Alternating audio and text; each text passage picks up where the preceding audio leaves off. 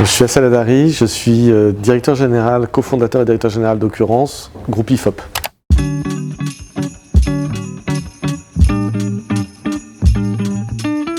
On est parti d'un constat, on avait une étude chez IFOP qui disait que les 2/3 des Français considéraient l'IA comme une menace et pas comme une opportunité. Intervenant dans le secteur de la communication, c'est de poser la question, mais ces professionnels de la communication, eux, quelle position ils ont? Ils vont certainement être des gros utilisateurs. Est-ce qu'eux aussi ils pensent que c'est une menace ou est-ce qu'ils pensent que c'est une opportunité? Cette étude n'avait pas été réalisée, donc on a réalisé en novembre dernier la première étude auprès de ce public sur l'IA. Premier constat, ils sont utilisateurs. Ça, c'est pas forcément une grande surprise, mais à 75%, les communicants nous disent avoir expérimenté, utilisé l'IA, majoritairement de la génération de contenu.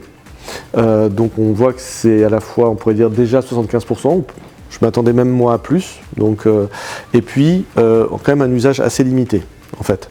Deuxième constat, et c'était le point important, ils sont 58% à considérer que c'est une opportunité. Et le contraire, ce n'est simplement, ils ne sont que 26% à considérer que c'est une menace. Donc, en novembre 2023, la situation, c'est que les communicants ont un regard plutôt positif sur l'usage de l'IA.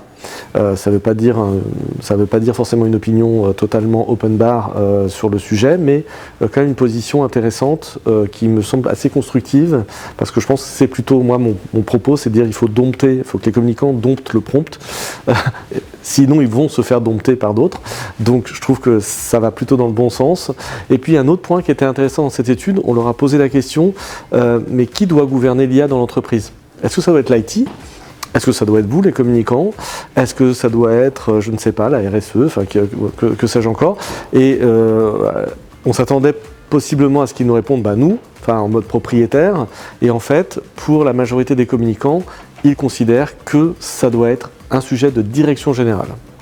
Et je trouve que là aussi c'est assez mature de pas vouloir s'approprier le sujet et de bien le positionner, pas comme un outil IT, mais comme vraiment une démarche qui peut avoir un impact sur même le modèle et le devenir de l'entreprise. On a animé en même temps que cette étude une grande matinée sur la communication et l'IA. On sent bien que là, on va vers quelque chose d'assez positif, c'est-à-dire plutôt le communicant augmenté plutôt que le communicant remplacé. C'est quand même plutôt la tendance. Donc faire plus, faire mieux, faire plus vite, ça pose une vraie question dans notre secteur, ça pose une vraie question qui est la valeur. Qui va payer quoi? Est-ce que le donneur d'ordre, l'annonceur va continuer à payer le même tarif? Pourquoi à son agence? Et donc il y a un vrai sujet et en même temps ça me semble hyper intéressant de reposer le débat qui est là depuis très longtemps. C'est quoi la valeur d'une idée? Si la production peut se faire par une IA, est-ce que l'idée est revalorisée? Parce que si l'idée n'est pas revalorisée et que la production est pas chère, là on va aller vers une paupérisation, clairement.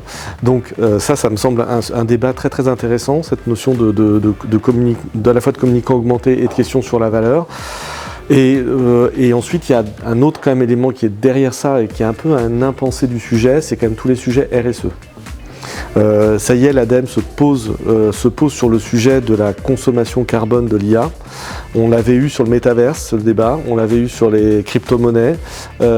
Pour l'instant, on l'avait un peu esquivé ou un peu évité sur l'IA, mais clairement, il semble que l'IA soit quand même très très très énergivore. Donc il y a quand même un certain nombre d'éléments RSE, et ça n'est la partie carbone de l'IA doit être traitée, je pense.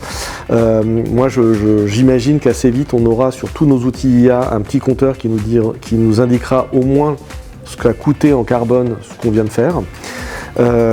Et puis ensuite il y a d'autres enjeux RSE sur la propagation des stéréotypes de certaines IA. Si vous demandez à Midjourney, imagine, alors en anglais notamment, dessine-moi un docteur ou imagine un docteur, il va vous faire à 95% des hommes. Donc il va falloir quand même qu'on apprenne à l'IA à être moins stéréotypé.